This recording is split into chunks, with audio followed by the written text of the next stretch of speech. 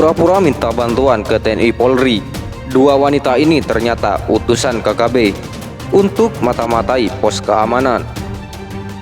Melansir dari poskupang.com, bukan prajurit TNI Polri namanya kalau tak punya feeling tentang suatu hal, apalagi di medan pergolakan seperti Papua.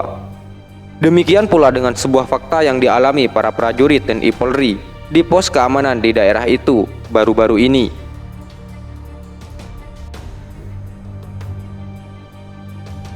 Kala itu pos keamanan yang ditempati anggota TNI Polri tiba-tiba didatangi oleh dua sosok perempuan. Kedua sosok wanita itu datang sambil membawa buah-buahan yang disebutnya sebagai hasil panen dari kebun. Selain buah-buahan seperti nanas, dibawa juga beberapa hasil kebun lainnya.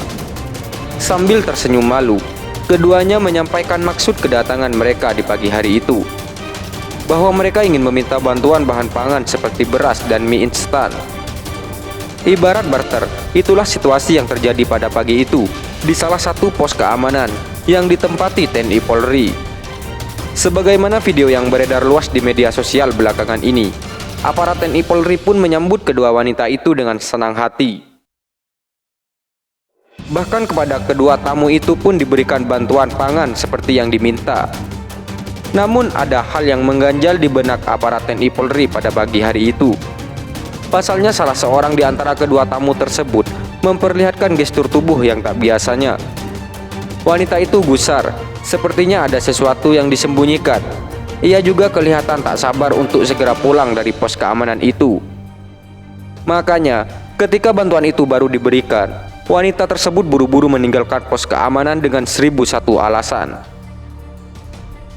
Sementara pada saat yang sama, prajurit yang menempati pos tersebut sengaja mengulur waktu agar temannya lebih lama di tempat itu. Ketika wanita itu beranjak pergi dari pos, prajurit TNI pun mengambil teropong, kemudian mencoba mengamatinya dari kejauhan.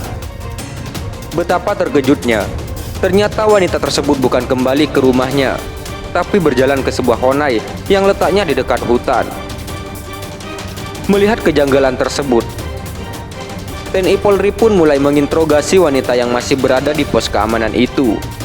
Saat yang bersangkutan sedang diinterogasi, beberapa prajurit lain diperintahkan untuk mengambil jalur lain untuk mengintai wanita tersebut. Saat prajurit itu telah berada di posisi yang tepat dan melakukan pengintaian, ia melihat betapa wanita tersebut sedang bersama sekelompok pria bersenjata. Aparat pun menduga bahwa wanita tersebut hanya berpura-pura menukar bahan pangan dengan buah-buahan di pos keamanan yang ditempati TNI Polri. Karena tujuan utamanya adalah melihat suasana di pos keamanan tersebut, memata-matai aktivitas prajurit TNI Polri, kemudian melaporkannya kepada KKB untuk merencanakan penyerangan. Dari balik teropong juga diketahui bahwa di honai dekat hutan itu, ternyata pemuda yang berkumpul semakin banyak jumlahnya. Umumnya membawa senjata api dan hanya beberapa orang saja yang hanya berbekal busur dan anak panah. Sementara wanita yang tadinya berada di honai tersebut tiba-tiba keluar dari meninggalkan honai lewat pintu samping. Melihat keadaan yang tak terlalu menguntungkan, prajurit TNI Polri pun mulai bersikap siaga. Apalagi dari balik teropong disaksikan para pemuda itu mulai mengisi amunisi ke dalam senjata yang dipegangnya. Memastikan bahwa cara itu sebagai persiapan untuk penyerangan, TNI Polri pun mencoba melepaskan tembakan peringatan.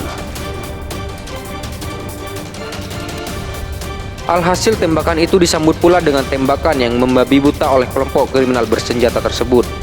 Dalam situasi yang demikian, satu persatu anggota KKB dikirim ke alam baka, termasuk suami dari wanita yang meminta bantuan tersebut. Tindakan tegas terukur itu terpaksa dilakukan TNI Polri, lantaran siasat yang dilakukan KKB itu bukan baru di tanah Papua. Tindakan itu sudah sering dihadapi sehingga ketika pos keamanan didatangi tamu tak diundang, aparat berseragam loreng pun pasti siaga menghadapinya. Dari video yang viral tersebut, terungkap bahwa insiden yang satu ini terjadi di wilayah Intan Jaya, Papua. Tak disebutkan kapan kotak senjata itu terjadi, namun dalam peristiwa itu, aparat bersenjata terpaksa melumpuhkan KKB karena tindakannya membahayakan pihak lain. Sampai saat ini, baik di wilayah Intan Jaya maupun Puncak Jaya dan Kabupaten Nduga, aksi teroris terus terjadi.